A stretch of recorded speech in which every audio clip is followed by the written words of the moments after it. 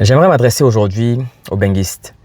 Aux benguistes qui promettent aux gens de les accueillir lorsqu'ils arrivent pour la première fois en France, en Europe spécifiquement, mais qui n'honorent pas les rendez-vous, qui trouvent des failles, des excuses pour ne pas accueillir les personnes à qui ils ont pourtant promis d'être là pour eux, de les accueillir, de les héberger. Vous savez ce qui est important ou ce qui est mauvais, mais très très mauvais de faire, c'est de promettre des choses à des gens qui vont avoir tout un espoir sur vous et que vous trahissez ou vous faites en sorte que cet espoir que ces gens-là ont mis sur vous ne se réalise pas. C'est quelque chose qui fait vraiment mal. Et j'insiste sur le vraiment. Lorsque vous ne pouvez pas ou vous n'avez pas envie d'accueillir des gens, il faut être honnête, il faut prendre de la grandeur et de la hauteur pour leur dire les choses. Ça n'a jamais tué quelqu'un. Je pense que c'est parfois mieux de dire la vérité, même si elle n'est pas agréable à entendre, que de faire semblant comme si vous allez être là pour accueillir ces dernières.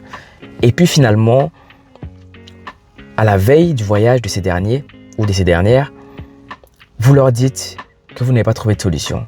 Et pourtant, vous leur avez promis de les accueillir. Ça, c'est une chose qui fait vraiment mal. Je pense que nous, les Africains, on a parfois du mal à dire non, à dire je ne peux pas.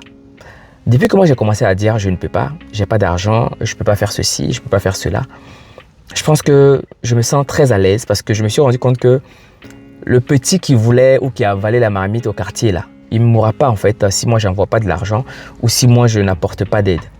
Il faut avoir la capacité de dire parfois je ne peux pas. Aussi simple que ça.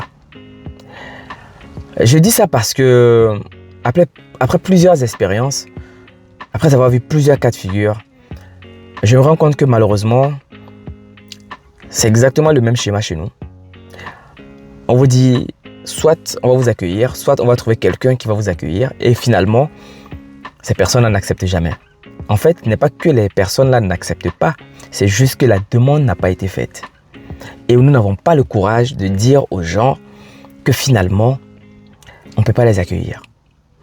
Je comprends que accueillir quelqu'un, héberger quelqu'un, c'est quand même des dépenses, il faut le dire. Et ça, c'est la réalité. Que ce soit parent ou pas, c'est des dépenses. Lorsque vous hébergez une personne, vos factures vont augmenter parce que si vous n'êtes pas à la maison, il n'y a pas de consommation. À partir du moment où il y a une autre personne à la maison qui reste, lorsque vous n'êtes pas là, la consommation va forcément augmenter. Ça, c'est la première chose. Vos dépenses vont être multipliées presque par 2. En France, ici, je ne connais pas les autres pays. Lorsque vous dépensez 1 euro par jour, s'il y a une autre personne avec vous, vous n'allez pas dépenser 1,50 € ou 1,20 €. Vous allez dépenser 2 € littéralement. Et ça, c'est de la dépense. Votre bien-être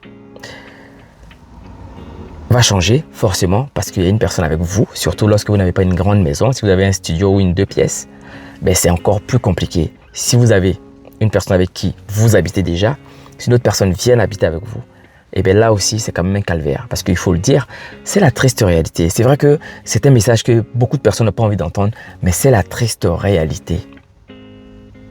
Encore, lorsque vous êtes seul, je vais dire, ça passe. Mais lorsqu'on n'est plus seul, c'est très compliqué. Parce que la réalité, elle va vous rattraper.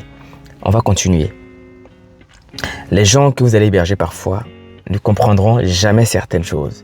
Il va falloir les expliquer et parfois, ça va finir en catimini ou en bagarre tout simplement.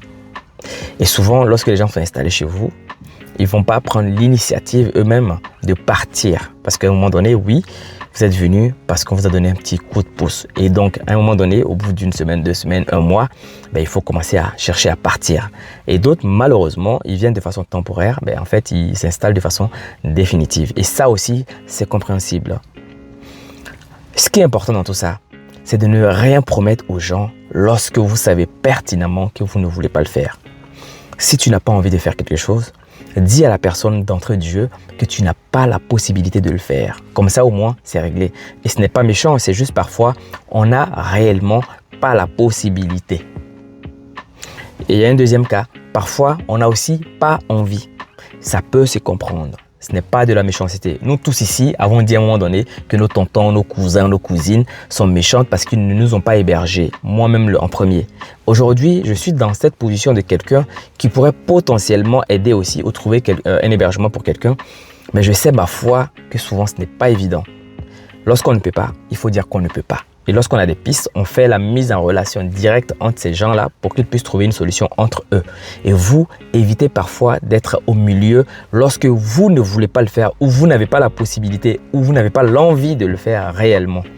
Parce que briser le rêve, briser l'espoir de quelqu'un, c'est l'une des choses qui font vraiment le plus mal.